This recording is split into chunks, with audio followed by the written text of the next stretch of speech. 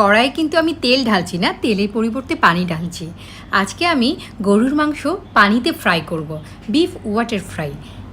তারপর দেখুন গরুর মাংস ভেজে আমি কি বানিয়েছি। অসাধারণ একটি মাংসের ভুনা বা ভাজি যেটা বলেন আপনারা, যেটা খেয়ে দেখুন কি পরিমাণ জুসি। আমি একটা বাইট করেছি, দেখুন ভেতরটা ভীষণ জুসি, বাইট থেকে তো ভীষণ ইয়ামি।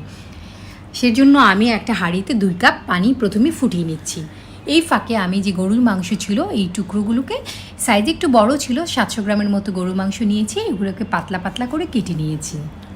এরকম পাতলা পাতলা করে কেটে নিয়েছি, আর চাইলে আপনারা একটু বড় করে কাটতে পারেন। এবার আমি ফুটন্ত সেই গরম পানিতে আমি মাংসগুলো প্রথমেই দিয়ে দিয়েছি। এবার আমি 1/2 কাপ পেঁয়াজ কুচি দিয়ে দিচ্ছি। পানি কিন্তু টকবক করে ফুটেই যাচ্ছে। আর আমি দিচ্ছি এলাচ, দারুচিনি, লবঙ্গ আর একটা কালো এলাচ দিয়েছি। লাল মরিচের গুঁড়া দিচ্ছি 1 চা চামচ পরিমাণ, হলুদ আধা চা চামচ, ধনে আধা চা চামচ, জিরা আধা চা চামচ পরিমাণ আমি এতে দিয়ে দিলাম। আপনারা ঝালটা বুঝে নেবেন। লবণ দিয়ে দিয়েছি খানিকটা, আর একটা রসুন আস্ত দিয়ে দিয়েছি, আর আদা বাটা দিয়েছি 1 চা চামচ পরিমাণ। এবার একটা চামচের সাহায্যে ভালো করে এটা মিশিয়ে নিচ্ছি। যেহেতু এই পানিটা ফুটছে, সেক্ষেত্রে হাত দিয়ে মেশানোর কোনো সুযোগ নাই। আমি কিন্তু কোনো তেল ব্যবহার করিনি। এবার ঢাকনা দিয়ে ঢেকে দিলাম। ঢেকে মাঝারি থেকে লো আছে আমি এটাকে রান্না করব। যে পানিতে আজকে মাংসটা ফ্রাই করছি, আর মাংস থেকে যে পানিটা বেরিয়েছিল সেটা দিয়ে মাংসটা অনেকটাই সেদ্ধ হয়ে এসছে। একটু ঢাকনা খুলে একটু নেড়ে চেড়ে দিচ্ছি, কোনোভাবে যেন লেগে না যায়, সেজন্য একটু বারবার নেড়ে দিব। এভাবে আমি মাংসটাকে তেল ছাড়া পানির মধ্যে মাংসটাকে ভুনা করব।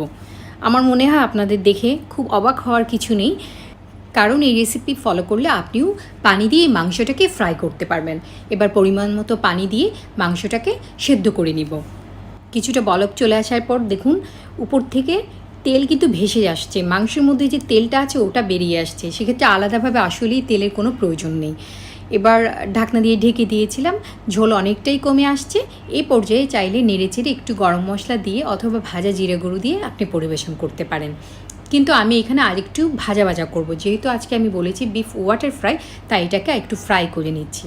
বারবার নেড়ে চেড়ে নিচ্ছি এবং মাঝে মধ্যে ঢাকনা দিয়ে ঢেকে আরেকটু বয়েল করে নিচ্ছি। দেখতে পাচ্ছেন কি চমৎকার একটা কালার এসছে। অলরেডি মনে হচ্ছে কালো ভুনা টাইপের। মানে আরও কিছুক্ষণ যদি আপনি এভাবে ভাজতে থাকেন, দেখেন অলরেডি মাংসে গায়ে একটা কালার এসছে। আর মাংসটা কিন্তু ভীষণ জুসি হয়েছে। আমি যে তেল ব্যবহার করিনি সেটা কিন্তু বোঝা যাচ্ছে না। আমি সার্ভ করে দিচ্ছি। আশা করি আজকের ভিডিওটি ভালো লেগেছে। যদি ভালো লেগে থাকে তাহলে এরকম স্বাস্থ্যকর নিত্য নতুন রেসিপির জন্য লিয়াস রেসিপির সাথেই থাকুন। খাবেন যখন ভালো যাই খান, রান্না হোক আয়ের মাধ্যমে।